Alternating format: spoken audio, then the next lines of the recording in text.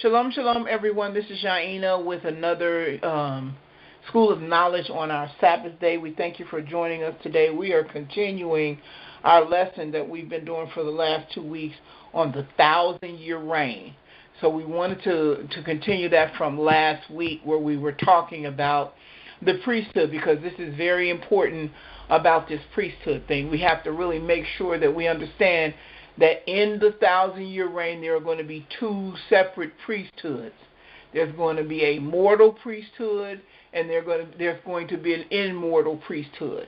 And one after the order of Aaron, and the second one after the order of Melchizedek. It is very important to understand that, because what we established last week was that once you make the resurrection and you follow him into the regeneration, that we will be priests for him, and the 12 disciples will sit on 12 thrones representing the 12 tribes of Israel, because Israel will be in the regeneration. I think that's very important to understand. We've been doing some really good classes. It's really been pretty good to understand, and this is very important as it relates to his kingdom. So I just wanted to make that. So I wanted to start at Revelations chapter 20. Can you guys see the screen? No, it's on pause. It's on pause. Okay, thank you so much. Let me resume the screen sharing. Can you see it now? Yes. All righty. Now, when the screen was on pause, what was it showing?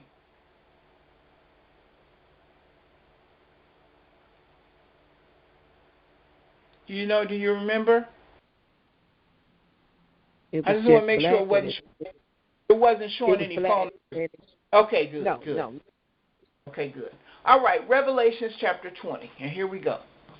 It says, "And I saw an angel come down from heaven, having the key of the bottomless pit and a great chain in his hand. And he laid hold on the dragon, that old serpent, which is the devil and Satan," so we know that's one being, "and bound him 1,000 years."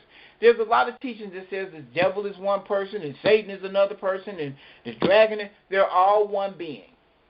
They're operating under different names, different roles.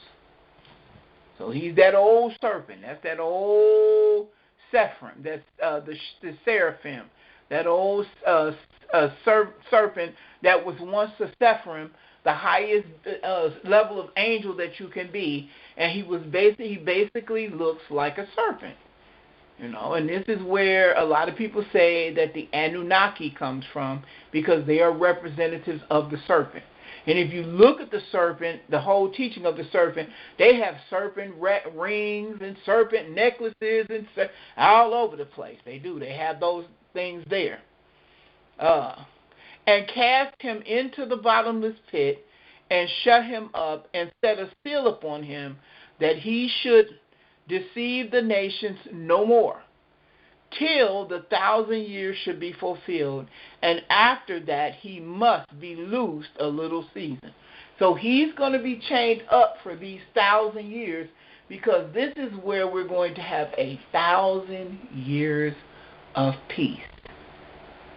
This is very important, 1,000 years of peace. He won't even be around. Him, nor any of his angels, nor anybody. Nobody will be operating in anything evil. There will be no wars. There will be no anything. Whatever it is that he gave to the world, it will cease to exist. Here we go. Now, why is it necessary for him to be loose for a season? Anybody remember?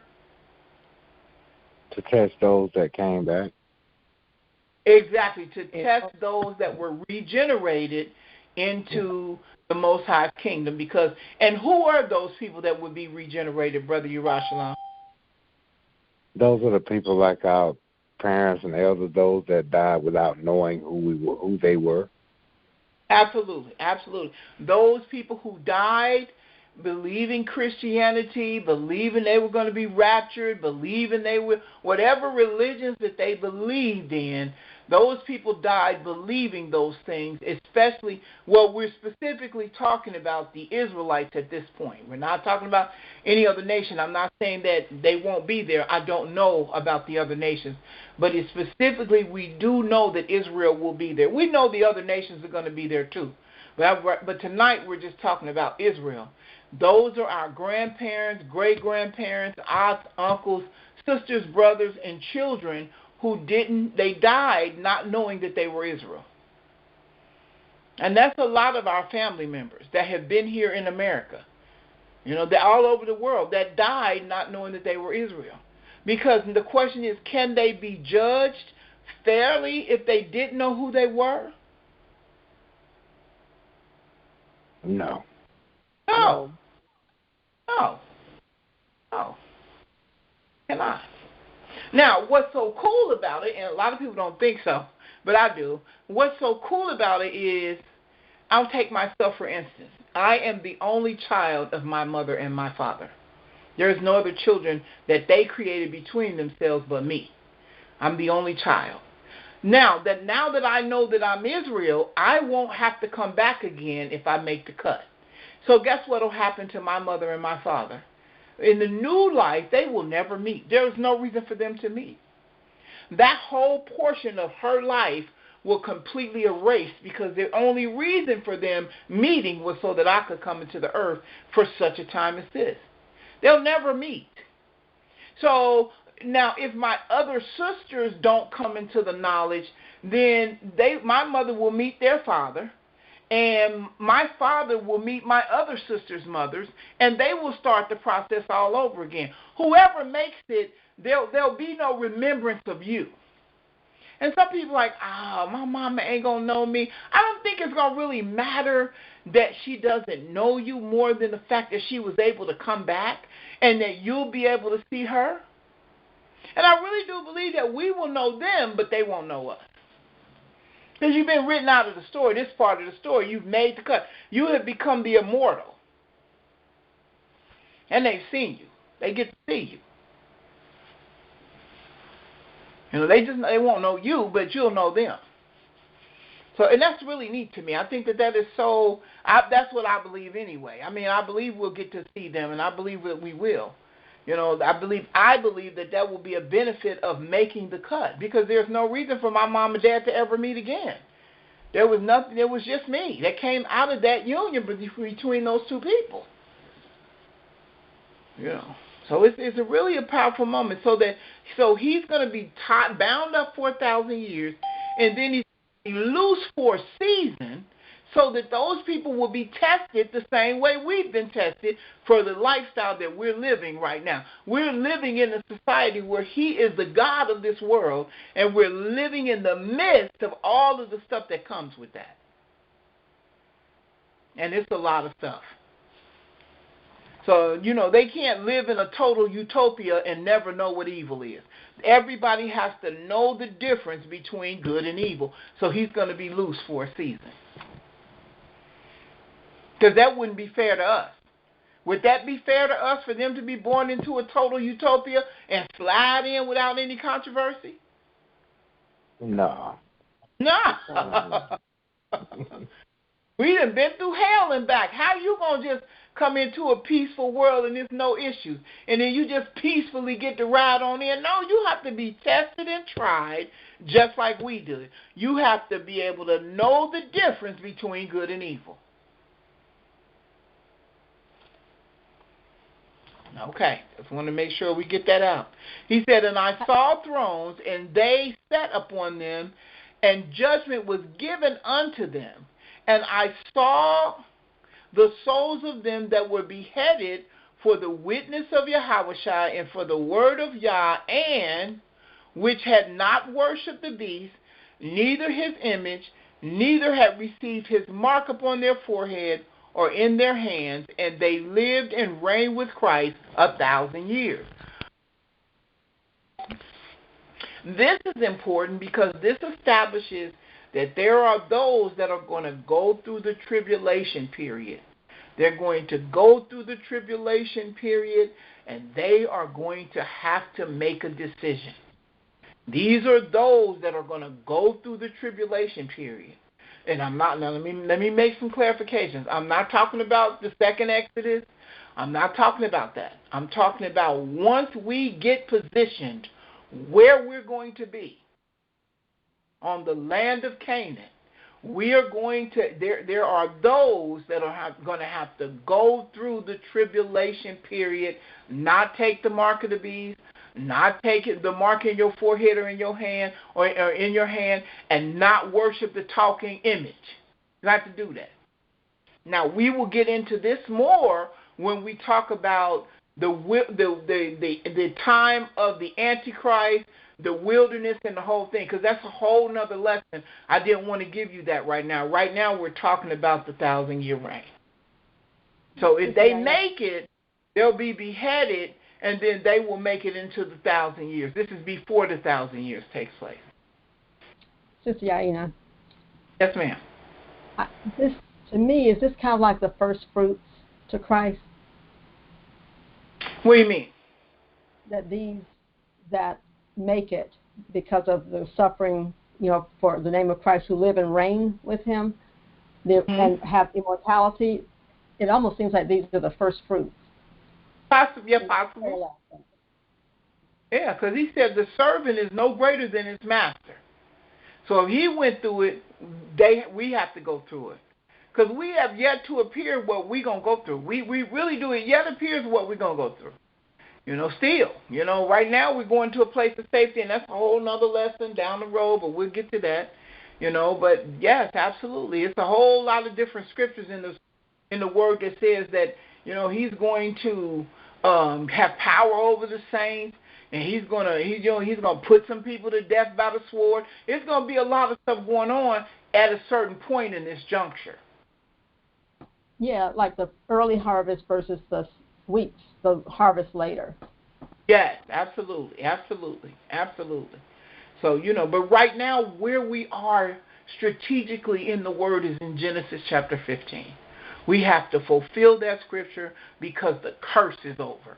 So we have to move from being in captivity to being in a place of safety. And then once he moves us and positions us, and I'm talking about the people in America because Judah got to go first in America because we fulfilled the 400 years. Once he strategically moves us to that location, then the clock starts. Once our feet touch Zion, the clock starts. Now, I don't know how fast it's going to speed up or what generation all of this is going to take place in. I don't know. I don't know how long much. I don't know. I don't know. I know that Malcolm told me that they have the palm scanners now at all the Whole Foods stores in Cincinnati. They do have that. Remember I was showing you guys a video where you just put the palm of your hand down on it and it just deducts whatever you have picked up from the store, but they use it's attached to your credit card right now. And you just touch over the palm thing and it reads your palm and it'll deduct it from. She said everybody was walking past it like, no thanks. She said people was walking past it like, no thanks. I'm like, Lord. But they're getting prepared. They are getting prepared. What'd you say? Getting prepared. They have all of the technology in place to be prepared for this new modern change that they're going to make. They're just gradually leading the people into it. So they're going to, and they lived and reigned with Christ for 1,000 years. But the rest of the dead live not again until the 1,000 years were finished. This is the first resurrection. So what do you mean? They said, well, what do you mean about the rest of the dead? The rest of the dead, those that took the mark, those people that didn't believe in the Messiah, and we talking about Israel now, that didn't believe in the Messiah and all the other things in the Islam schism, they weren't allowed to take place in his kingdom. They weren't allowed to be a part of it. They weren't. Because these people are going to be born into his kingdom. They're going to be regenerated back into his kingdom. Okay, let's keep going. Remember we were talking about, he said, blessed and holy is he that hath part in the first resurrection. On such the second death have no power. Well, watch what it says. But they shall be priests of the Most High and of Christ, and shall reign with him 1,000 years. So this establishes the priesthood. There is a priesthood, a resurrected priesthood that is immortal. It's immortal. They're immortal. They're Israelites that are immortal. Anybody have any questions? All right. And when the 1,000 years are expired, Satan shall be loosed out of his prison.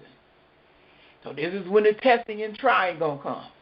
And we're going to already be amazing. We're going to be looking at the rest of them like, don't do that. I wouldn't do that if I was you.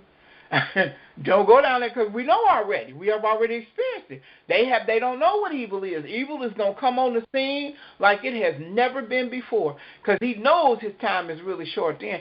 Evil getting ready to do some things, and people are going to be, really have to be rooted and grounded in what they believe. Because every person that lives on this earth must know the difference between good and evil. And when was that established?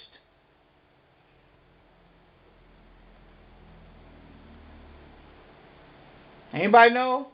When was that law established? Say again? Wasn't it the Garden of Eden? In the Garden of Eden, yes, ma'am. Everybody has to know the difference between. He said man has become one of us to know the difference, or to know good and evil.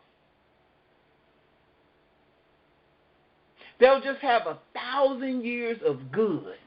The Most High going to give him 1,000 years of good and then loose him out of his prison for a season. It don't say how long this season is. It doesn't say. So you're going to have 1,000 years to know what peace is, and 1,000 years to know what his righteousness is, and then he's going to loose him and let him go. He's going to be free to do what he want to do. Any questions on that?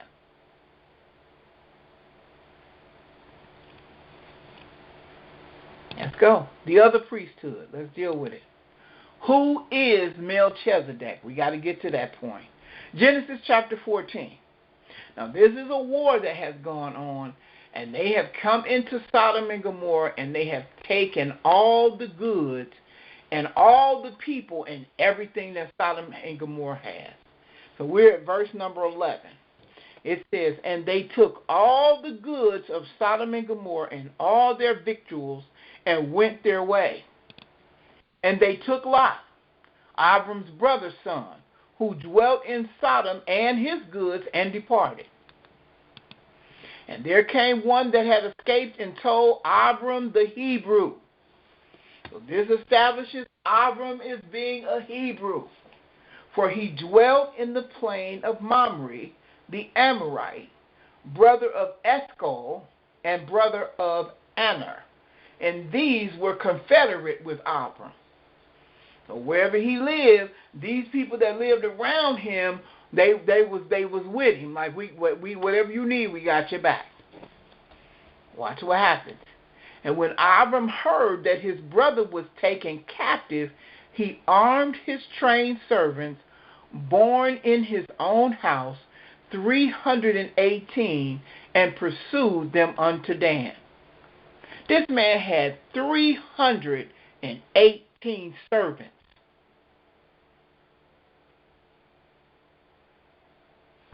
That's a lot of servants. Yes, it is. That was born in his own house. Abram was not a poor man. He was not.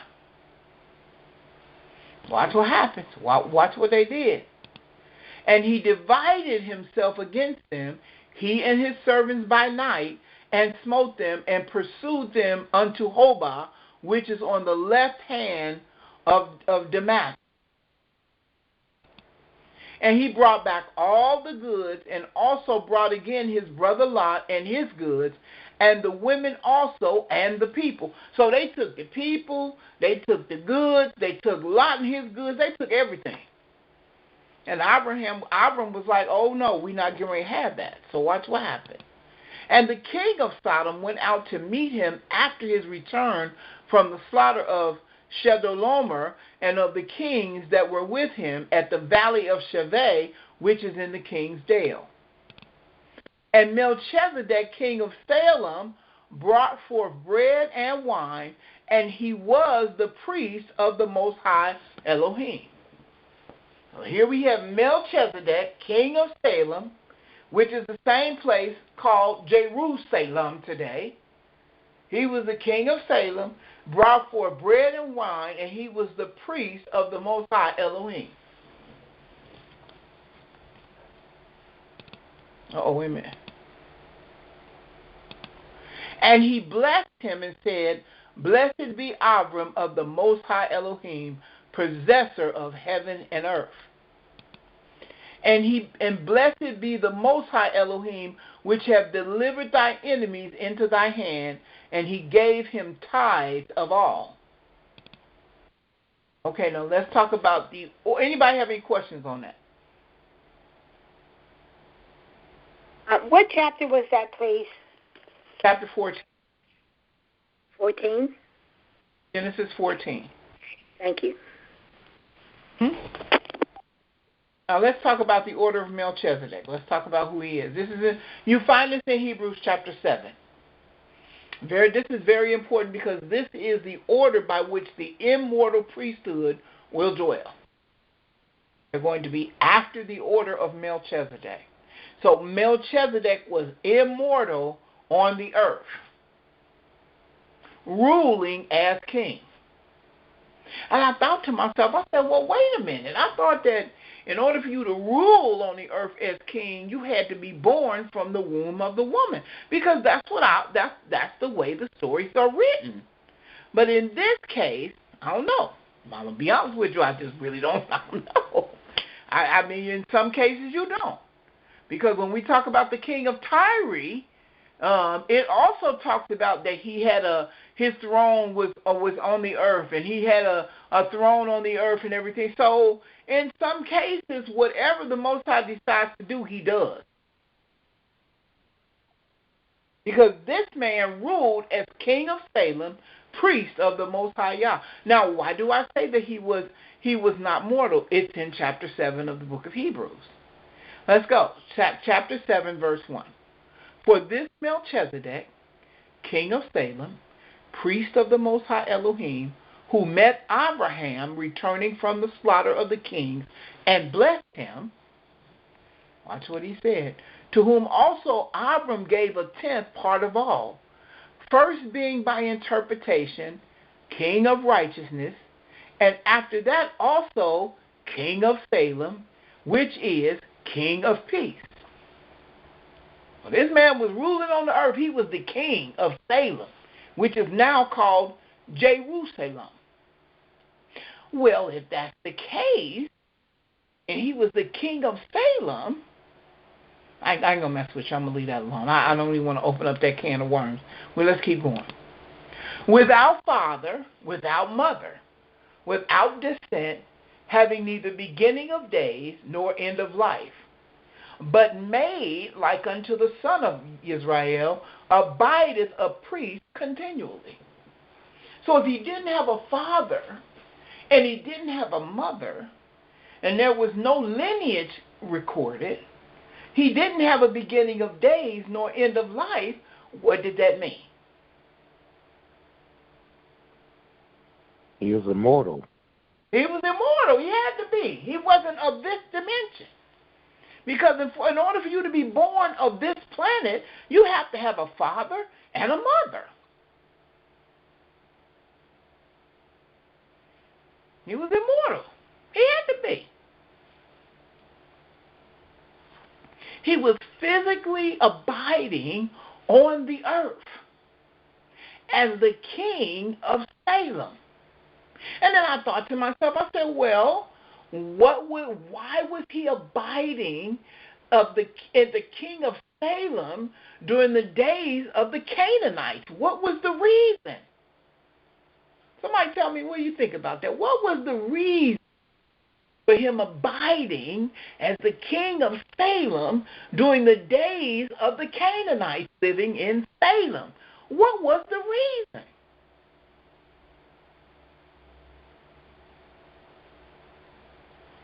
Think about it. Give it some thought. What was going on during that time? This is during the time of Abraham. What was happening? There was a lot of idolaters there. There was a lot of idol worship, wasn't it? It was a lot of that. It was a whole lot of that. What else? Who else was there in Salem during that time? The giants. Yes, sir. I was waiting on that. The giants. The giants, because you got to remember the children of Israel weren't even born yet. This was during the days of Abraham. The giants was there. And I'm like, wow. He was there ruling during the giants.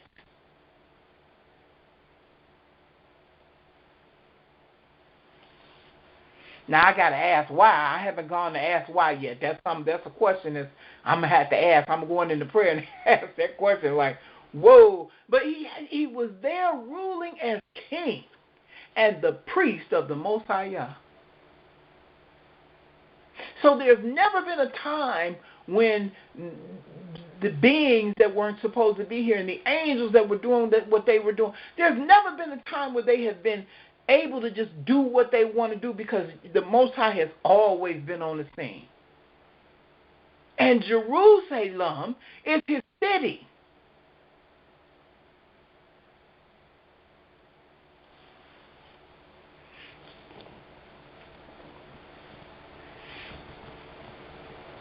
So it says that he abideth a priest continually. Now consider how great this man was, unto whom even the patriarch Abraham gave the tenth of the spoil. He gave a tenth of the spoils to Melchizedek. Melchizedek comes out and brings bread and wine. Here's the bread and wine. And Abraham gave him a tenth of the spoils. He said, here you go. And verily, they that are of the sons of Levi, now listen at this, who receive the office of the priesthood, have a commandment to take tithes of the people according to the law, that is, of their brethren, though they come out of the loins of Abraham. This is the law. The Levites were entitled to a tenth. That's why we pay tithes to the Levites. Why did we have to give them a tenth?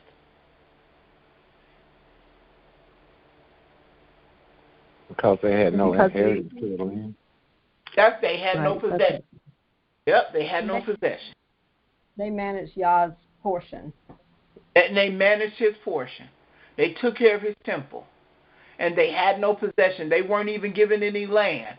The Most High didn't give them any land. Their job was to attend to the temple.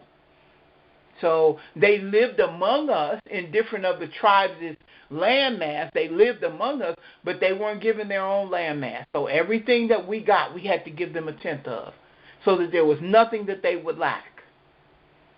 And a lot of churches today have mimicked this. You know, now they're saying, well, we're not going to say we the Levi tribe, but you still supposed to give a tenth to me. A lot of churches have done that. Watch. But he whose descent is not counted from them received tithes of Abraham and blessed him that had the promises. So his descent is not counted from them. He didn't come from Abraham. And without all contradiction, the less is blessed of the better.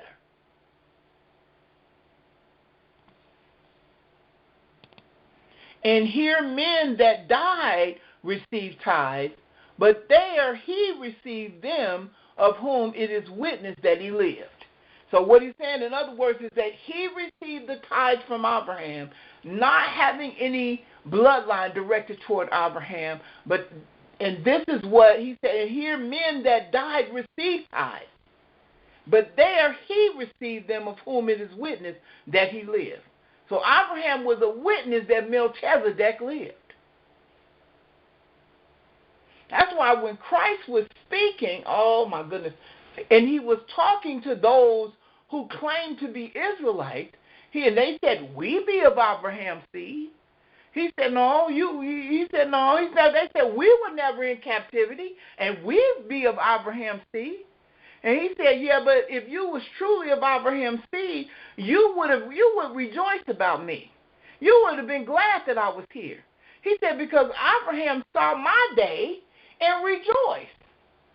And they were saying, how in the world can you stand up there and say Abraham saw your day and you ain't even 50 years old yet? And they all went to laughing at him and stuff. And he said, because before Abraham was, I am. And that went way over their head. They was too pissed up there. Oh, you trying to say you God? Oh, no. But guess what? He was.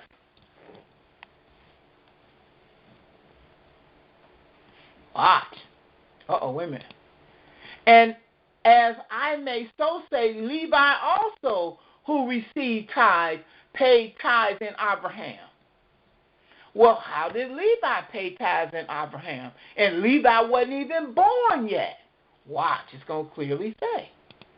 For he was yet in the loins of his father when Melchizedek met him. So when Abraham took that 10% and he gave it to Melchizedek, he paid the tithes for the Levi tribe because the Levi tribe wasn't even born yet. He was the representative for us all.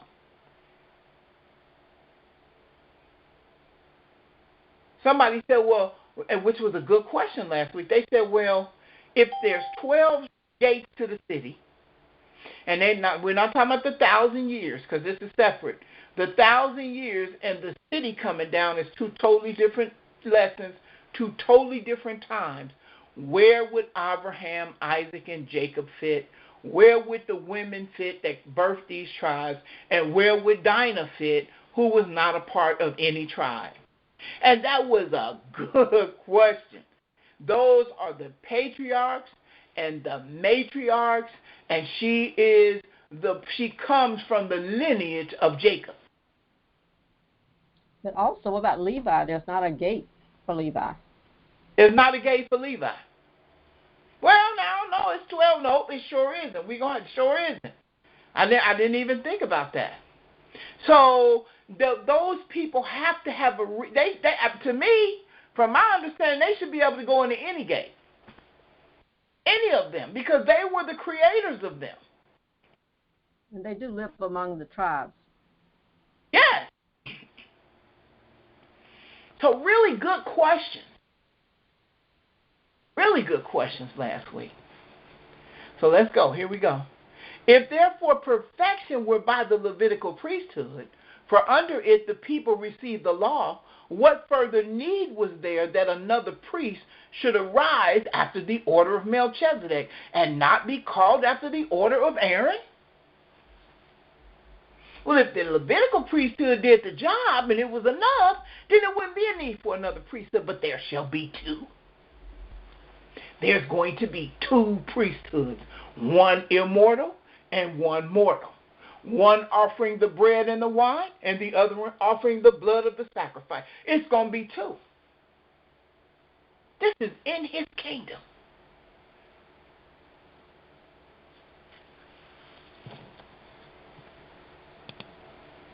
For the priesthood being changed, there is made a necessity of change also of the law.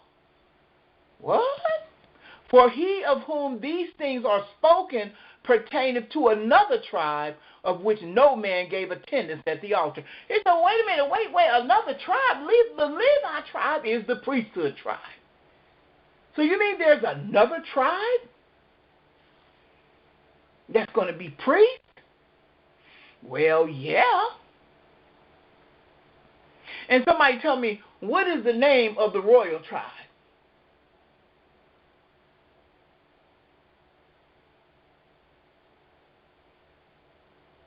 Yehudah. Yehudah. I was wondering, I'm like, now that ought to roll off real quick. I mean, seriously. Yehudah. Well, watch what it says. For it is evident that our Elohim sprang out of Yehudah, of which Moshe spake nothing concerning the priesthood. So the immortal priesthood is going to come from the tribe of Yehudah.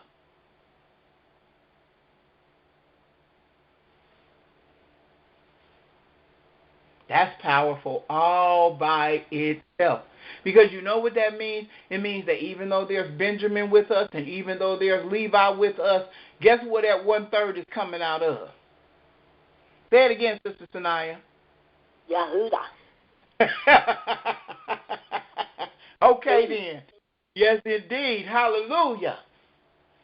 The priesthood is coming out of Yehudah. It's coming out of Yehudah. Any questions? Any? Is there the reason why I'm asking about this is there's so much talk about Africa, and going back to Africa and all that stuff. And Dan is over there somewhere, is what you're saying. Is Dan still considered one of the tribes? We're scattered all over, in every country, in every nation. There are Israelites in every country, in every nation, from the tribe of Yehudah, which is mixed with Benjamin and Levi. So we're everywhere. We are. Okay. What about Dan? You know what? Dan is a whole nother teaching, and remind me to put a lesson together about Dan. Okay. Because there's a whole nother teaching about Dan. You know, Dan went into idolatry and witchcraft, but we'll get into that. We'll get into that. So we have to really get into that one. So remind me, don't let me forget, because I've been trying to do that for a long time. So they're not considered one. Well, their name is not on one of the gates. So if they were to come in, where would they come in? I don't know. Okay. I don't know. And I don't have all the answers. I don't know. I really can't say. I don't know. Okay, here we go. It says, and it is yet far more evident, for that after the similitude of Melchizedek, there arises another priest.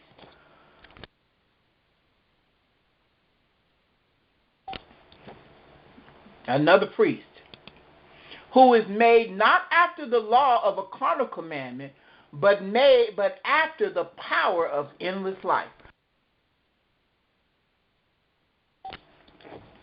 Well, here is again. This is again talking about immortal. Watch. For he testifieth, thou art a priest forever after the order of Melchizedek. For there is verily a disannulling of the commandment going before for the weakness and unprofitabiliness thereof. Watch. For the law made nothing perfect, but the bringing in of a better hope did, by the which we draw nigh unto Israel. The law was there as a formality because of sin. So that had to be there in order to let them know that there's a procedure that has to take place for sin. Well, wait a minute then. If that's the case and Christ died for our sins, then that would mean that the law would be done away with in his kingdom. But it's not. And why would the law not be done away with in the 1,000-year kingdom?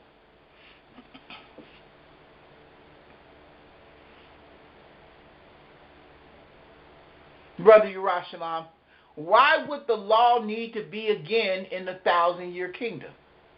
They'll test those people that'll be born in that kingdom, because I'm sure there's still going to be births in that 1,000-year reign. Absolutely. Because these people are coming, they're being born in as Israelites. They're coming in as Israelites. They died as Gentiles. They died believing they were African American people. They died believing they were Negroes. They died believing they were coloreds.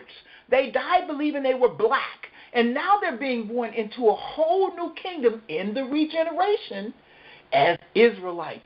So they have to know the customs. It is imperative that they know the customs. Well, Christ is going to be there. He's already died for our sins. True. He did. For those who knew who they were. And now, does he have to die again? Absolutely not. He's already done it. But these people have to come into the culture of the Israelite lifestyle, the Israelite community, the Israelite commandments, the Israelite understanding of who the 12 tribes are, because the 12 tribes will be birthed again. He told us in the Word that these people, and I think in the Revelation chapter 20, you will be priests of the Most High.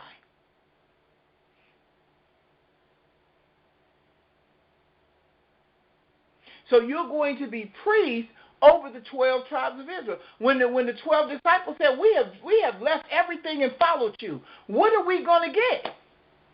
He said, when you follow me into the regeneration, you will sit on 12 thrones judging the 12 tribes of Israel. They're going to be born in as Israel. So they have to know their customs.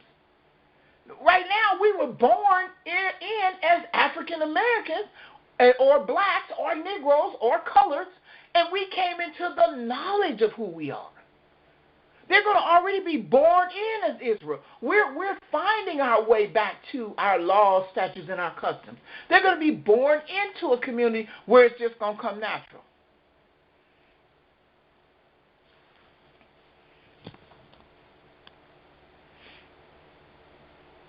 So they're gonna have to know the 10 Commandments. Thou shalt not. Thou shalt not. Thou shalt not do this. Thou shalt not do that. Thou shalt not. Watch. Inasmuch as not without an oath he was made priest.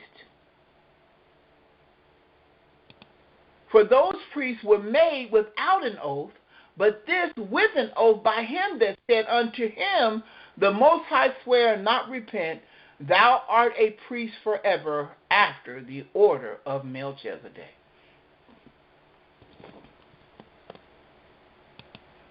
By so much was Yahushua made a surety of a better testament.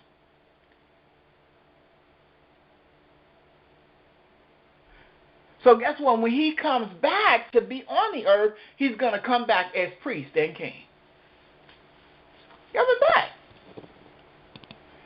And they truly were many priests because they were not suffered to continue by reason of death. Death wasn't a prerequisite for them. But this man, because he continued ever, have an unchangeable priesthood.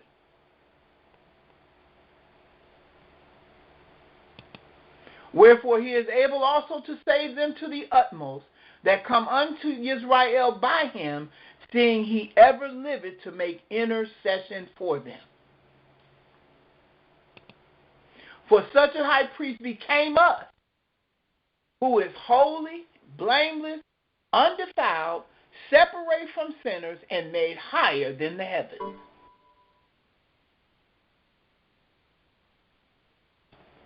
Who needeth not daily, as those high priests, to offer up sacrifice, first for his own sin. This was the process. The priests, they offered up sacrifice for themselves, and then for the people's. For this he did once when he offered up himself.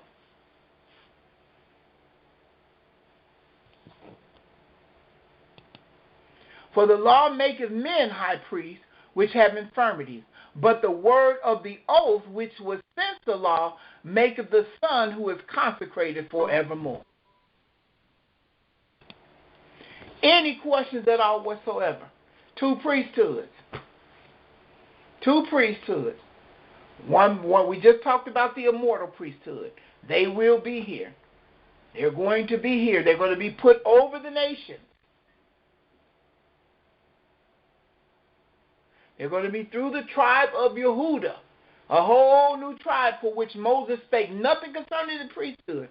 And then we're going to have a mortal priesthood, so that the people that are birthed in will know the laws, statutes, and the ordinances of the Israelite community. And why is it important for them to know that? Because other nations will be there too. You're not going to just live by the fly and do whatever you want to do. There's going to be laws, statutes, commandments, and ordinances that you must live by. That will never change.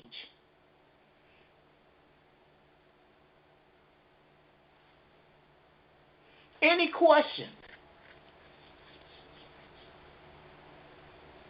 Will they all be men, all the priests? No, it don't say that.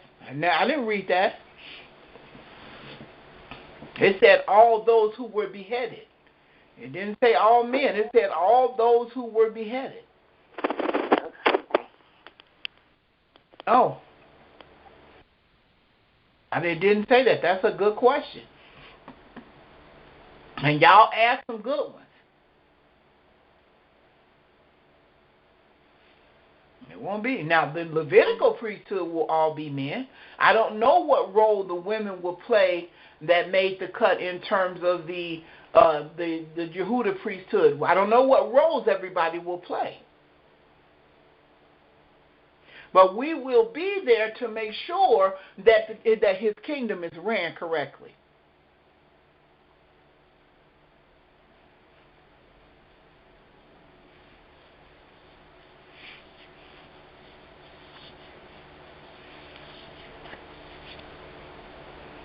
And I don't know if you could say priest or ambassador or however you want to priest. They said priest, so we're going to stick with priest.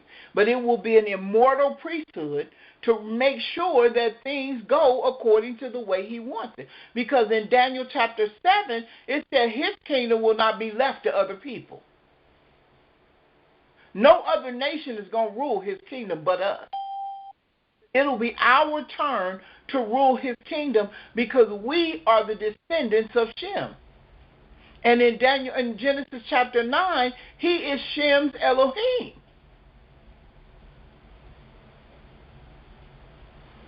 We will rule his kingdom. This is our time. Like I told everybody, Noah had 3 sons. And after the flood, those 3 men populated the earth. Ham was first to be a world ruler, and the whole world was ruled by black people at that time because Ham was a descendant of his children were the dark-skinned races. And now it's Japheth's turn. And these are the Gentile people, the Caucasian people. And then we will represent Shem in the Most High Kingdom because he is the Elohim of Shem in Genesis chapter 9. He was the one who initiated the flood. He was the one who told Noah to build the ark. He was the one that put everything in the ark to sustain life during the flood. So he is our Elohim, and we will rule his kingdom.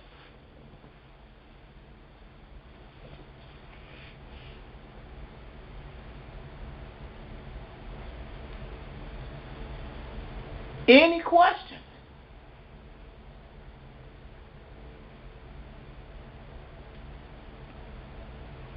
I mean, this is, it's just real simple. And, they're teaching everybody, well, we're going to be fellow citizens. He talk about the other people that make it from the other nations, those that are left after the war. Well, we're going to be considered to be have the same rights as everyone else, and just like we're considered to have the same rights of everybody else in the Gentile nation. But I'm here to tell you that even though they have made rights equal, and even though it's equal to a sense, there is still somebody Caucasian running it.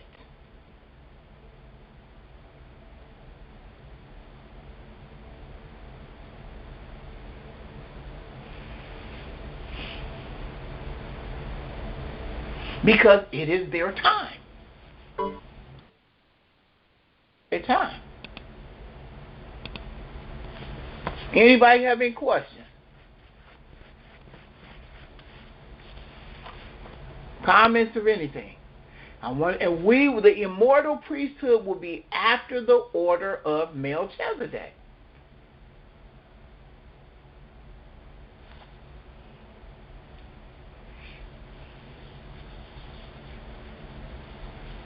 Some of this stuff we're going to go over and over again because we have to understand it. Is this too much? You guys good? You want to go some more? Yeah, I'm good. Right, let's do it again. Revelation chapter 20, verse 4. He said, "And I saw thrones, and they sat upon them, and judgment was given unto them.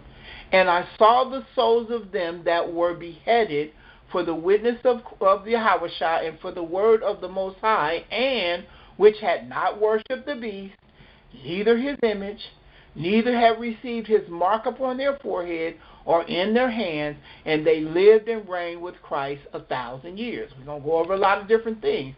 Jerusalem headquarters. Jerusalem, here it is again, Jerusalem headquarters. Jerusalem will be the headquarters. Luke 21. Here is the prophet that is very important. Luke 21:24.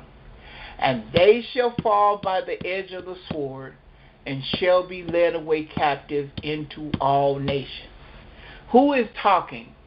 Yahushua is talking to the 12 tribes, to the 12 disciples. He is giving a prophetic word.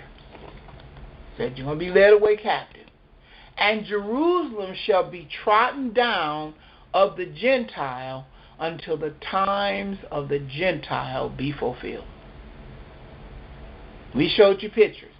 We tell you again, if you want to see what the Gentile looks like, look at Jerusalem right now today. Isaiah 45:11. "Thus saith the Most High, the Holy One of Israel and his Maker. Ask me of the things to come concerning my sons, and concerning the work of my hands, command ye me." Watch. "I have made the earth, and created man upon it. I, even my hands, have stretched out the heavens, and all their hosts have I commanded. I have raised him up in righteousness, and I will direct all his ways. He shall build my city, and he shall let go my captives, not for price nor reward, saith the Most High of hosts." Any questions about that? These are just some scriptures that I thought was necessary for you to understand who he is and how he operates. Isaiah 1:26. "And I will restore thy judges as at the first, and thy counselors as at the beginning. Afterwards thou shalt be called the city of righteousness, the faithful city." Psalms 48:1. "Great is the Most High, and greatly to be praised in the city of our Elohim, in the mountain of his holiness." Beautiful for situation, the joy of the whole earth is Mount Zion, on the sides of the north, the city of the great king. Israel is known in her palaces for a refuge. 2 Chronicles, we're talking about Jerusalem, the whole city. 2 Chronicles 6:1. "Then said Solomon, the Most High has said that he would dwell in the thick darkness. But I have built a house of habitation for thee, a place for thy dwelling forever. And the king turned his face and blessed the whole congregation of Israel. And all the congregation of Israel stood.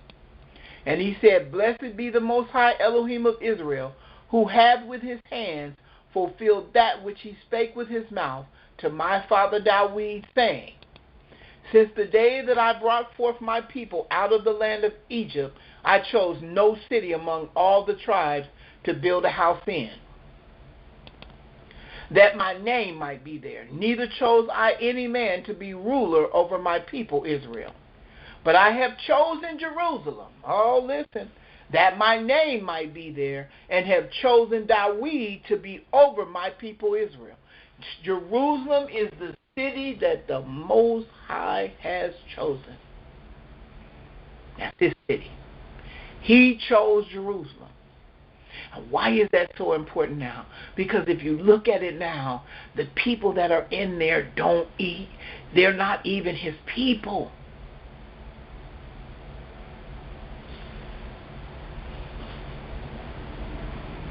They are turning it into a tourist attraction. They have plans to build up the deserts now so that people can come as a tourist attraction for who? For the Gentiles to come.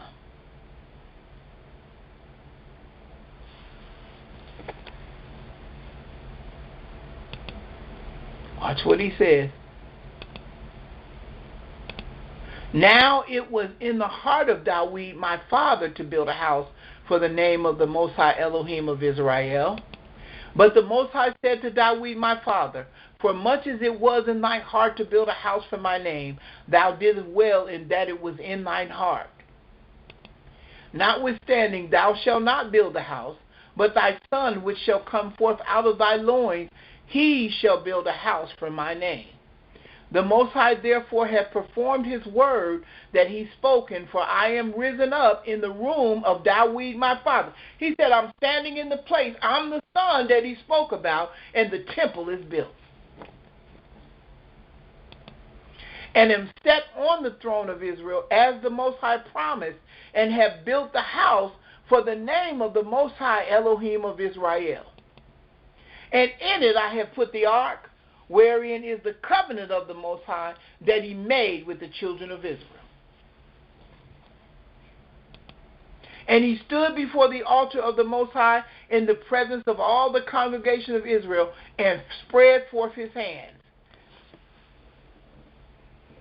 This is very important. This stuff came to pass, you guys, only because he said it. It came to pass exactly the way he said it, how he was going to say it, with who did it, and the players was in place, and everybody played their part.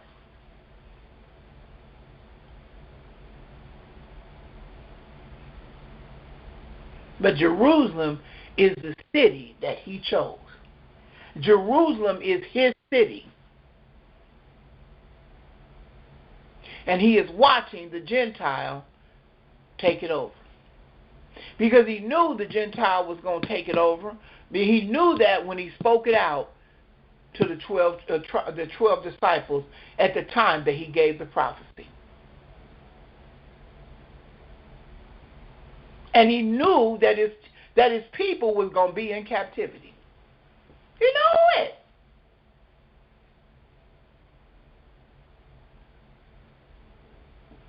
Any questions at all whatsoever? All of this was preordained and set up in advance because he knew it. Why? Because he wrote the script. Can you imagine him sitting among the disciples and having a conversation, and he said, and he was looking around at all the Israelites while he was talking, as they were all walking by or gathering. He told them, he said, they're all going into captivity. Can you imagine just watching them, whether they were sitting in front of him or they was walking past, and he was looking at them like, all these people getting ready to go into captivity. This whole land is going to be changed out. Everybody right now, they had stores and they had merchants and they had tax collectors. A system, just like I was saying earlier, a viable running system. They had commerce and travelers coming in and out from different countries and all kind of stuff. Babies being born and people being instituted into certain offices and running certain things and making sure everything ran smoothly. It was a system. And he was sitting down looking at all this stuff saying, all of this is getting ready to come to an end. And they was just listening to him. He said, they're going into captivity. Oh, y'all, let me go back. You got to see this. He said they're going into captivity. Why? Because He said because they're going to be scattered among the nations. Why? Because this is getting ready to be taken over by a whole nother. Here we go. Luke 21:24. And he looking around, he said, they shall fall by the edge of the sword and shall be led away captive in all nations, into all nations. Giving a future prophecy. Women was probably walking their babies with strollers and little kids running behind them and crying and all that. And life was normal. He said all this is about to change. His city, the city he chose. And his people was living in the city at the time, running it at the time. They never thought this was about to be over. And then watch what he said. And Jerusalem, future tense, shall be trodden down of the Gentile until the times of the Gentile be full. You should see it now.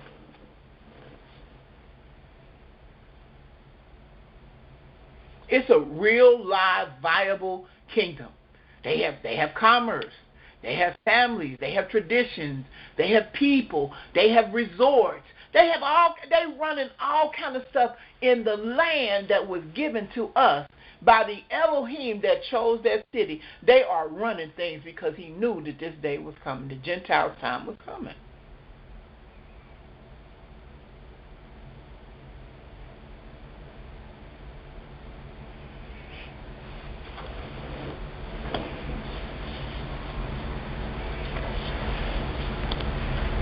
Anybody have any questions? Any questions at all whatsoever? Keep going. I'm going to keep going. He knew it. He said, for this is my city. I did everything that I said I was going to do, I did. Everybody who was supposed to build it, they built it. Everything that was supposed to set on it was set on it. He said, but I have chosen Jerusalem that my name might be there. And I've chosen David to be over my people. All of the things that he said have come to pass. Come to pass. Now let's talk about the temple. I'm trying not to give y'all too much today because I want you to absorb what I've already given. Let's talk about the temple. Ezekiel chapter 43. Now Ezekiel he's having a vision. He's seeing something. Oh, yeah. Okay, let's go. Afterwards, he's being taken somewhere. It says, afterwards, he brought me to the gate, even the gate that looketh toward the east.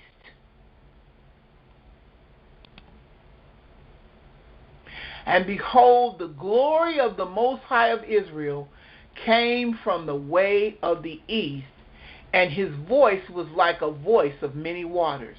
And the earth shined with his glory. And it was according to the appearance of the vision which I saw, even according to the vision that I saw when I came to destroy the city. And the visions were like the visions that I saw by the river of Shebar, and I fell upon my face. That's when he saw the Most High throne on this glass, this blue sheer glass, and the four angels was on each corner of it, and the wheels was by the angels, and he was moving through our dimension, and Ezekiel got a chance to see it. And he just fell on his face. He got a chance to see it. And who was he seeing on that throne? Who was that?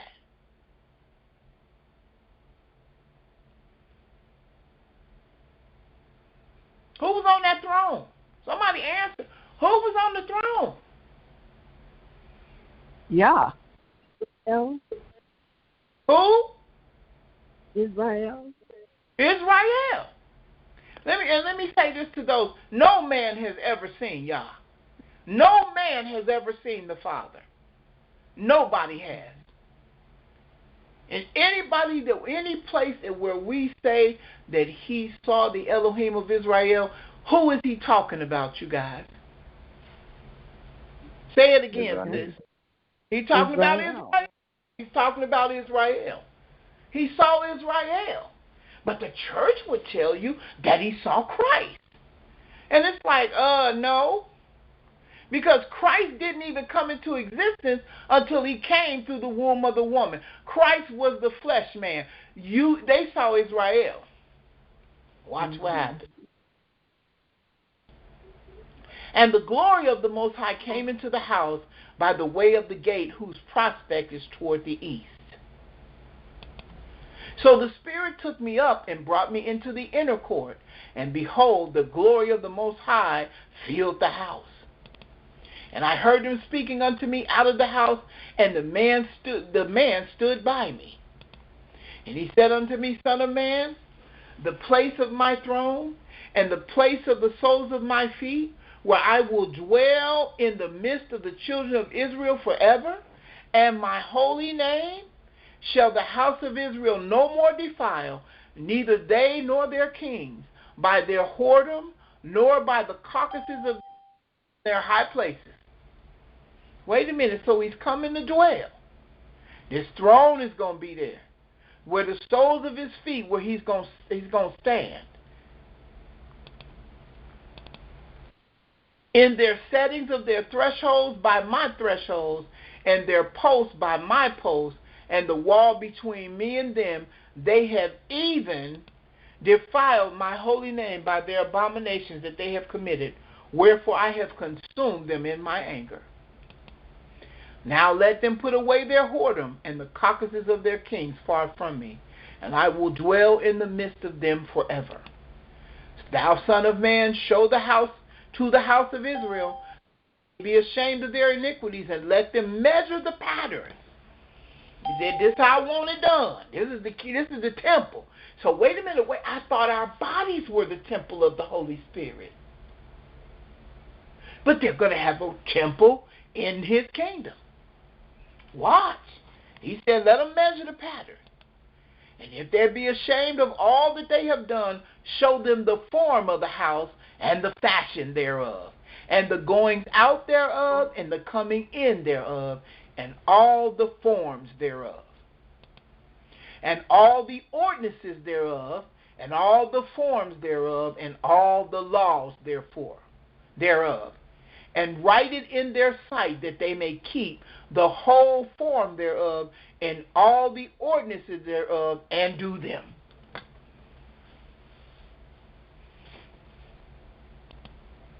This is the law of the house, upon the top of the mountain. The whole limit thereof round about shall be most holy. Behold, this is the law of the house. And these are the measures of the altar after the cubits. The cubit is a cubit and a handbreadth. Even the bottom shall be a cubit, and the breadth a cubit, and the border thereof by the edge thereof round about shall be a span. And this shall be the higher place of the altar. And from the bottom upon the ground, even to the lower settles, shall be 2 cubits, and the breadth 1 cubit. And from the lesser settle, even to the greater settle, shall be 4 cubits, and the breadth 1 cubit.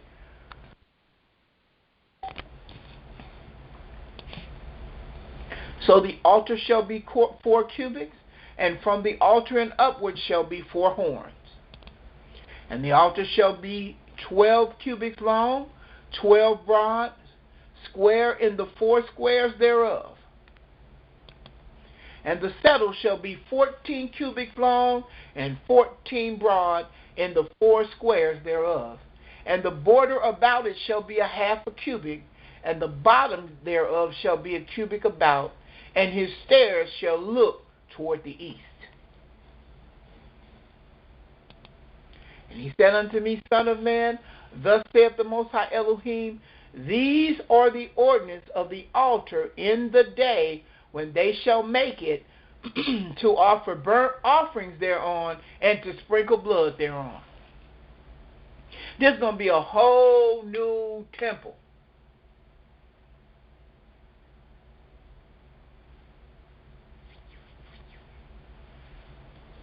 Watch. And thou shalt give to the priest, the Levites that be of the seed of Zadok. which approach unto me to minister unto me, saith the Most High, Elohim, a young bullock for sin. Wait a minute, so there's going to be priests. Wow. This is the second priesthood, y'all. Wait, why do we know this is the second priesthood? Somebody tell me. It's in this scripture. Why do we know that this is the second priesthood?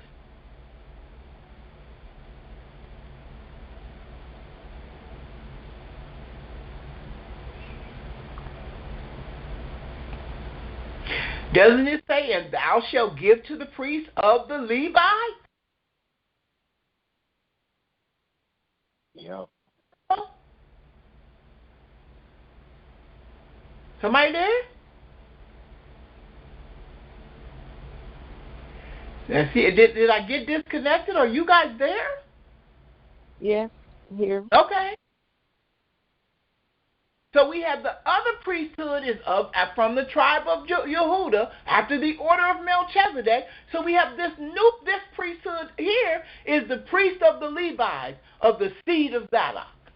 These are the ones that will run this temple. Thou shalt give to the priests of the Levites that be of the seed of Zadok, which approach unto me to minister unto me, saith the Most High Elohim, a young bullock for a sin offering.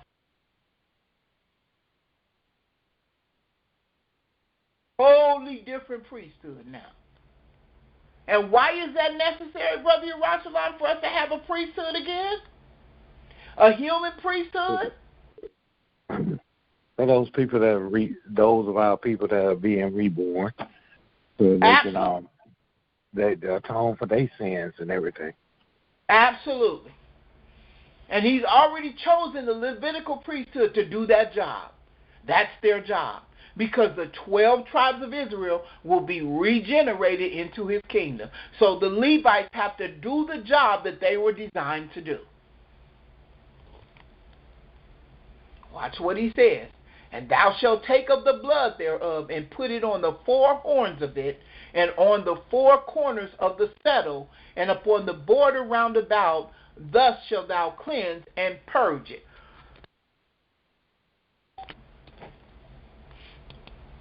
Thou shalt take the bullock also of the sin offering, and he shall burn it in the appointed place of the house without the sanctuary.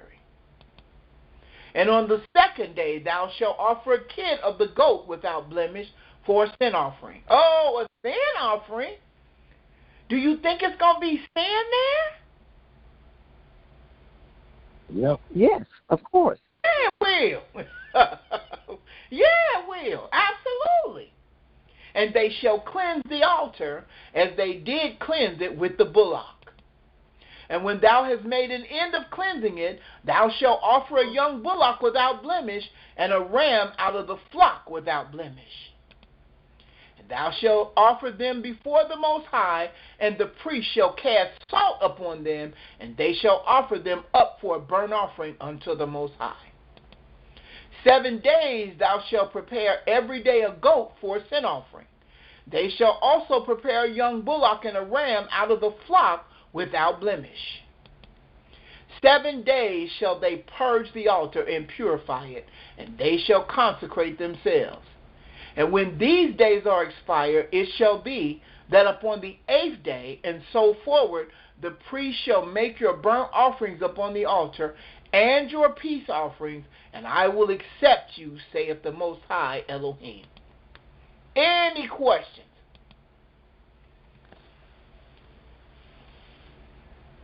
No.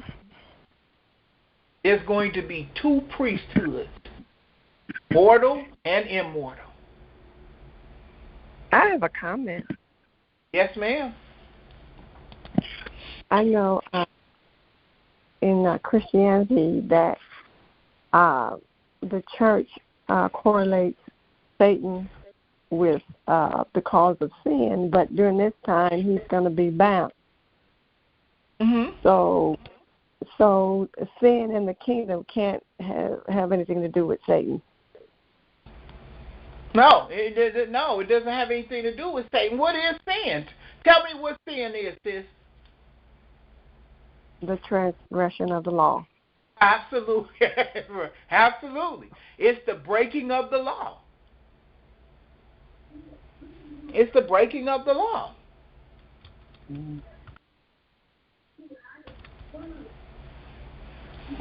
That's the breaking of the law. But in order for you to break the law, you got to know what the law is, don't you? Mm-hmm. Don't you? So somebody has to teach you what the law is.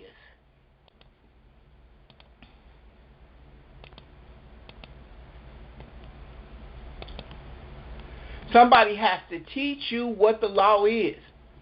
And now whose job is that? That is the law. That is the job of the Levitical priesthood. They have to atone for your sins, and they have to teach you what the law is.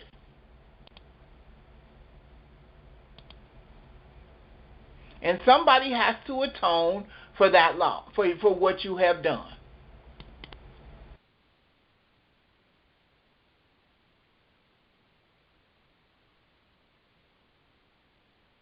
What they have to do. And if they're being regenerated back into our society and I mean into his kingdom, they have to know what they're doing in his kingdom. And he will never leave you to the point where you don't know. He's going to always have somebody there to show you what you're supposed to do in order to make it in his kingdom. Every kingdom has laws, statutes, and they have ordinances that you have to follow. Every kingdom does.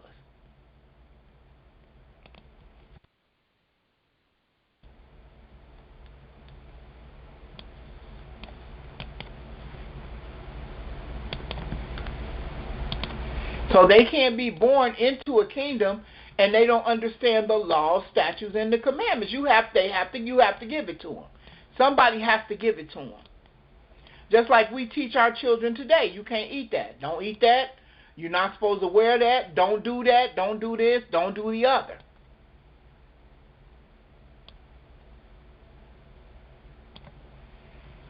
That's what it's supposed to be.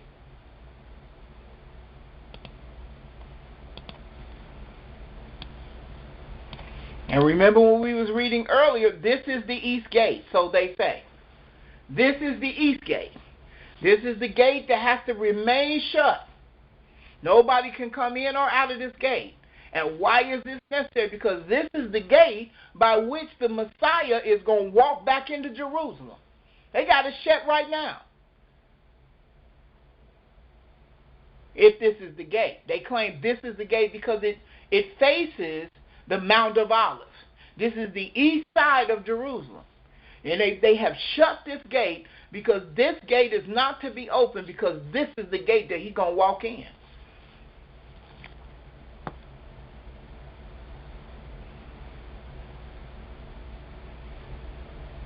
But you can't have any kingdom that you're born into and don't know how to follow laws, statutes, and commandments. It's not going to be a free-for-all. Now, there ain't going to be nobody warring with each other. It's going to be peace, but you still have to understand what to do and not what to do. Because if that was the case, there would be no reason for him to put us over the nation. Somebody's going to have to be there to govern those people like, we don't do that. Nope, we don't eat that.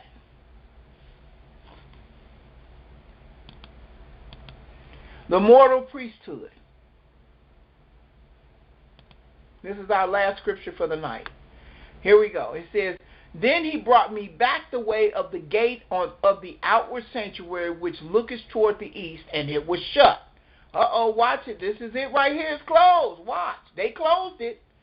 Watch what he says. And he said, then said the Most High unto me, this gate shall be shut, and it shall not be opened, and no man shall enter in by it, because the Most High, the Elohim of Israel, have entered in by it, therefore it shall be shut. It is for the prince.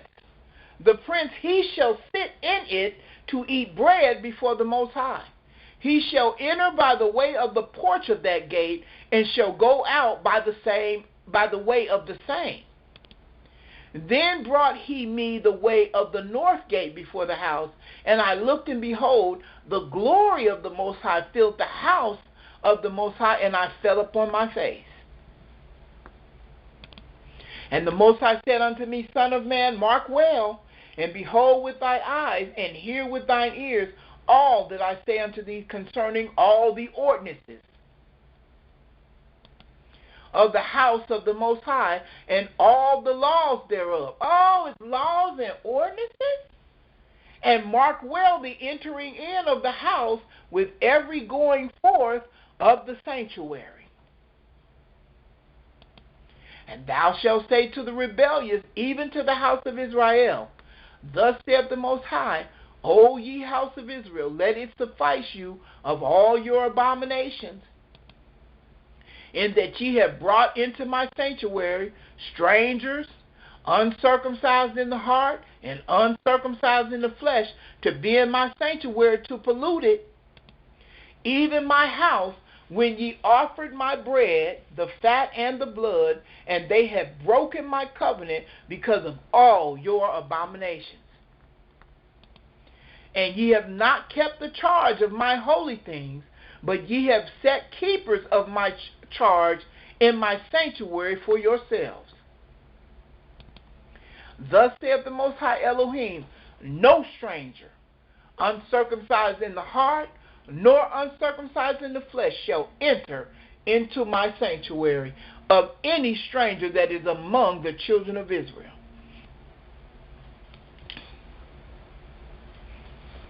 He said, this won't happen no more. This is it. Watch what he says. And the Levites, that are gone away far from me, when Israel went astray, which went astray away from me after their idols, they shall even bear their iniquity. Yet they shall be ministers in my sanctuary, having charge at the gates of the house, and ministering to the house. They shall slay the burnt offering and the sacrifice for the people, and they shall stand before them to minister unto them, because they ministered unto them before their idols, and caused the house of Israel to fall into iniquity. Therefore have I lifted up my hand against them, saith the Most High, and they shall bear their iniquity. They shall not come near unto me to do the office of a priest unto me, nor to come near to any of my holy things in the most holy place. But they shall bear their shame and their abominations which they have committed.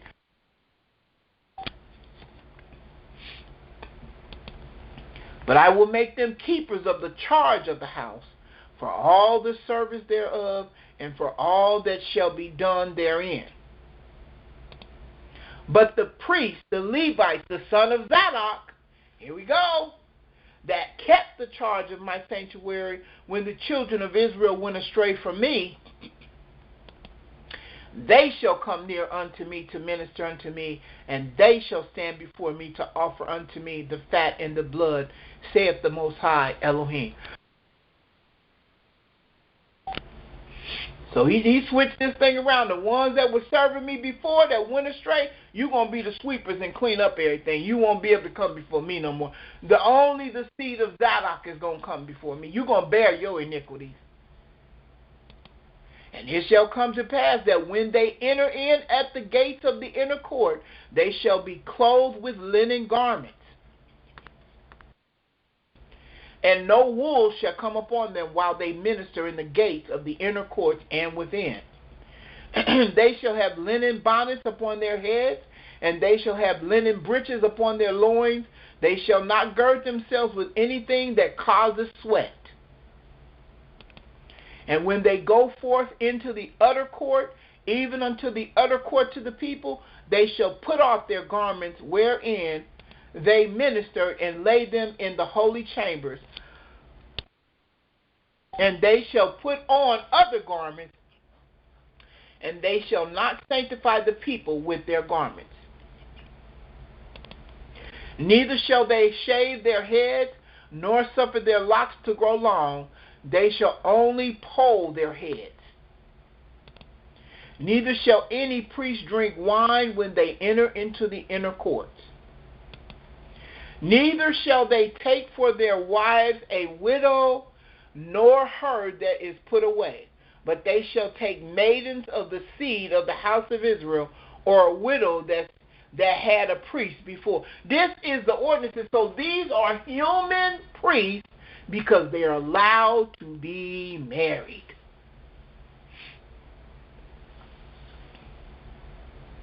Two priesthoods, one mortal, one immortal. One to tend to the things of the Most High over the nations, the others to tend to the temple. Two totally different priesthoods in the same kingdom doing two totally different things. And they shall teach my people the difference between the holy and profane, and cause them to discern between the unclean and the clean. Here it is, Brother Yerushalayim. This is the these people have to be taught. When they're regenerated into his kingdom, these people have to be taught the laws, the statutes, the commandments, the clean, the unclean, the holy, and the profane.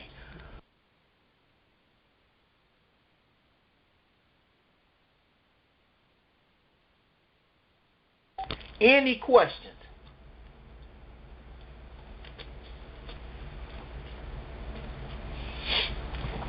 So this is why they have to I have come a in. question.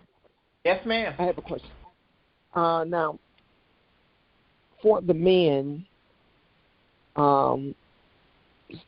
if they died knowing that, say they woke up knowing that they are Hebrew Israelite, and they did not get circumcised before expiring, so do they still have to come back to be circumcised in the 1,000 years? Even though they died knowing that. Well, you know, once we get there, the angels were circumcised. They were made that way. That's a good question. That's something that the Most High would have to answer. I'm not quite sure. I'm sure they will have to be, but, you know, he'll be able to work that out one way or the other when, you know, yeah. Y'all ask real good questions, boy, I'm telling you. Yeah, I mean, that's something that he would have to, you know, you have to be. So, you know, you have to be. So he'll have to. Yes, sir. So when we go to the place of safety, right, if we're lucky enough, we make it to the place of safety. And if a male's not circumcised, they still have to be circumcised. They have to get circumcised there, correct? Yeah, you have to be circumcised. Yeah. Yep. Yeah. He said, you know, that's the part. That is the covenant. That's the covenant that he made with Abraham. You have to be circumcised. But because nobody taught us that, some people said, oh, that ain't necessary. You ain't got to do all that. It ain't even necessary. But now we realize that this is a part of our laws and our covenants and the statutes that he gave us. We will have to line up to do those things. and you know, go ahead. It even sounds like the strangers that come into our kingdom will have to be circumcised as well. Oh yeah, absolutely. Oh yeah, Abraham had to circumcise everybody in his household, his children, and I mean the people that were bought with money, his servants. Everybody had to be.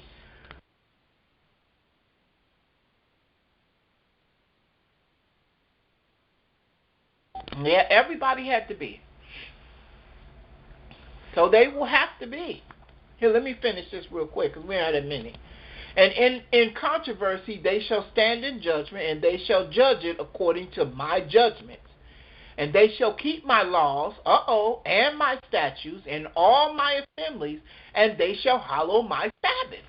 Everything that we are doing now will be done then. It will not change. They have to understand how we work as a kingdom. You know, we're exiled and we're a nation within a nation, but we were still given laws, statutes, and commandments and Sabbaths that we have to keep.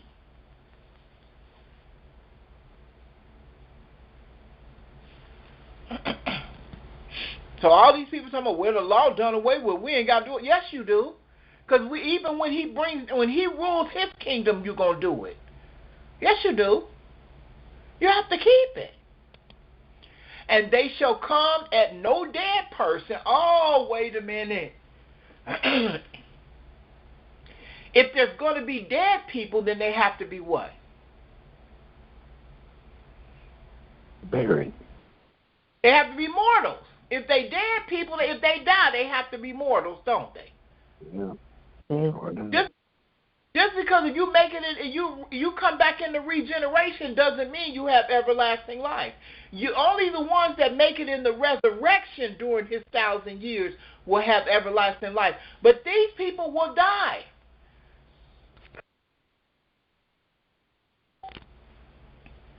He said, and they shall come at no dead person to defile themselves, but for father or for mother or for son or for daughter, for brother or for sister that have no husband, they may defile themselves.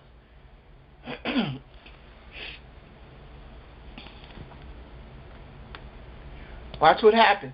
And after he is cleansed, they shall reckon unto him 7 days. And in the day that he goeth into the sanctuary, unto the inner court, to minister in the sanctuary, he shall offer his sin offering, saith the Most High Elohim. And it shall be unto them for an inheritance, for I am their inheritance. And ye shall give them no possession in Israel, I am their possession. And they shall eat the meat offering, and the sin offering, and the trespass offering, and every dedicated thing in Israel shall be theirs. And the first of all, the first fruit of all things, and every oblation of all, of every sort of your oblation, shall be the priest. Ye shall also give unto the priest the first of your dough, that he may cause the blessing to rest in thine house.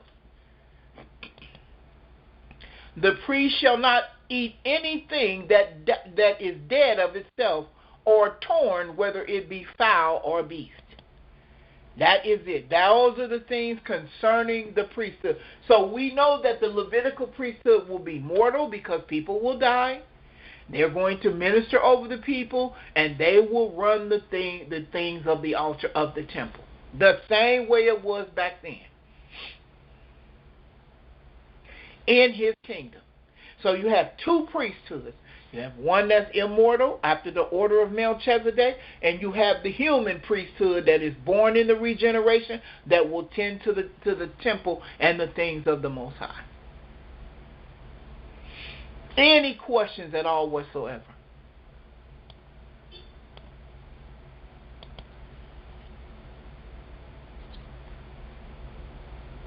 Any questions?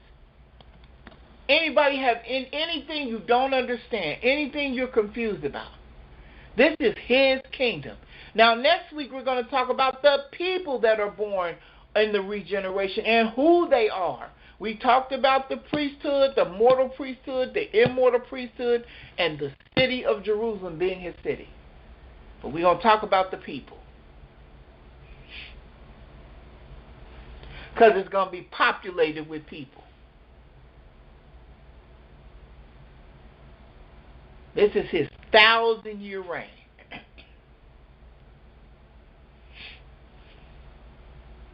So the priests that messed up the first time, they're going to be the cleanup crew. They won't be allowed to do what they did last time. They blew it. They're going to be the cleanup crew. Now he's going to use the seed of Zadok this time that's going to stand before him, because they didn't mess up before. They kept the faith. So he said, they will minister before me. But the rest of y'all, you're going to be the cleanup crew. You're not going to be allowed to come before me anymore. But it's going to be the Levitical priesthood that will continue to rule the temple and teach the people the laws. And we're going to supervise over it all to make sure it's all done.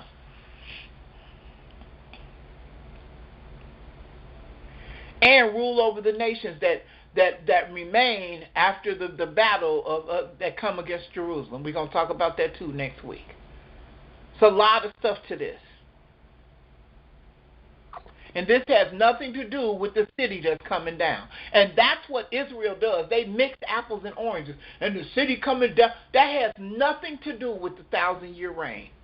let me say it again, that has nothing to do with the 1,000 years reign. That will not come into play until after all this is over.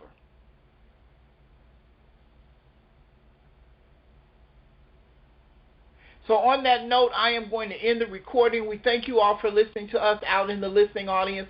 Don't forget we have a Blog Talk radio show tomorrow, Sunday, at 3:30 p.m. Eastern Standard Time, and it's 718-664-9551.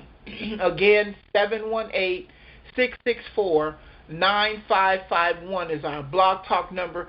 Please join us tomorrow, Sunday, at 3:30 p.m. Eastern Standard Time. Thank you so much for joining us.